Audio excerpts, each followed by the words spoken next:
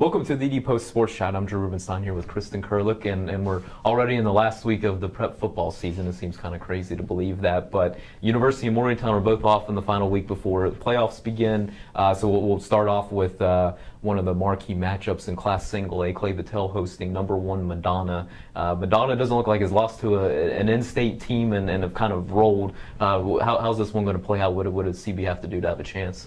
CB has a really tough matchup this week in Madonna. They are the #1 team in the state, and at this point probably head and shoulders above everyone else. They whipped on Wheeling Central earlier this year, who's typically up there with them, and a couple quality programs like that.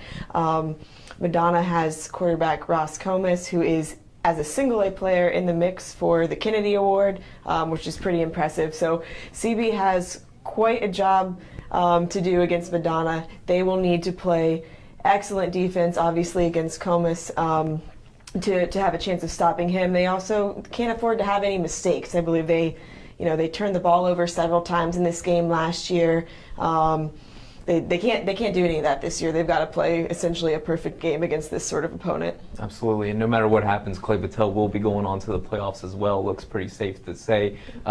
Not the same for Preston. They're going to be playing their final game of the season on Friday night at Bridgeport. Preston at 3 wins. Have they shown some improvements under second-year Jonathan Tinton here?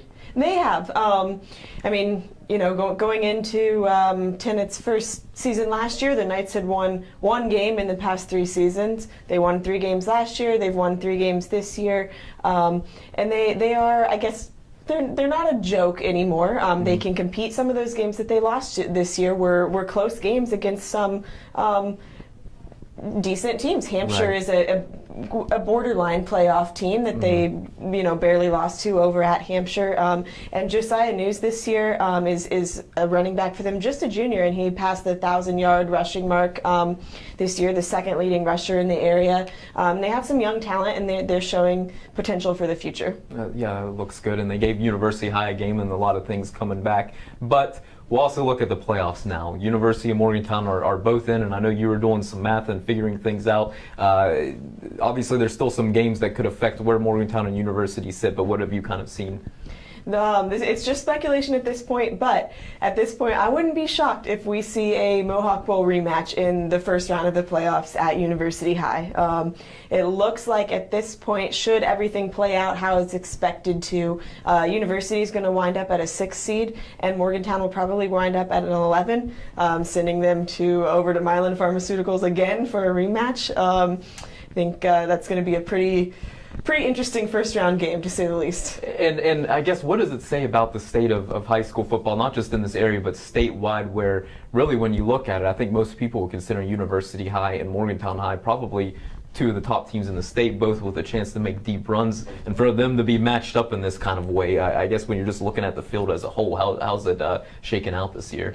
It's kind of crazy. I think last year, University ends up at 8-2, and they're the 6th seed. This year they're 9-1, and they're the 6th seed. Morgantown at 8-2, whereas University was the 6th seed with that record last year. This year they're probably going to be all the way down at 11. So that's kind of an interesting way to look at it. Again, I think maybe part of the issue is getting back into the scheduling issue that we discussed a few weeks ago, where they have good records, both teams, but they were hurt by the teams they had to schedule, so they don't quite have the points to be up as high as maybe they were. Last one along those lines there. Do you think it is wide open? Is there a team or 2 teams that kind of are in the driver's seat heading into the playoffs, or is this thing pretty wide open? I think it's really wide open. You've got Huntington going in as the top seed. They're undefeated. A good team, obviously, but then you've got Martinsburg, who, in my opinion, is still the team to beat until they're beaten. They haven't lost in the state since 2009. They'll be going in as a #2 seed. And you've got Morgantown that's right in the mix, especially if they can get Chazzy Thomas and some of those guys healthy. University clearly has shown that they can compete with a Morgantown. Wheeling Park, you've got Capital up there that'll probably be #3 seed, even a GW. I mean, there are plenty of teams who can make a run. It'll be an interesting postseason for sure. Yeah, it should be fun. Thanks a lot, Kristen, and please continue to check TheDPost.com for all the latest on our area high school teams. Thanks for watching today.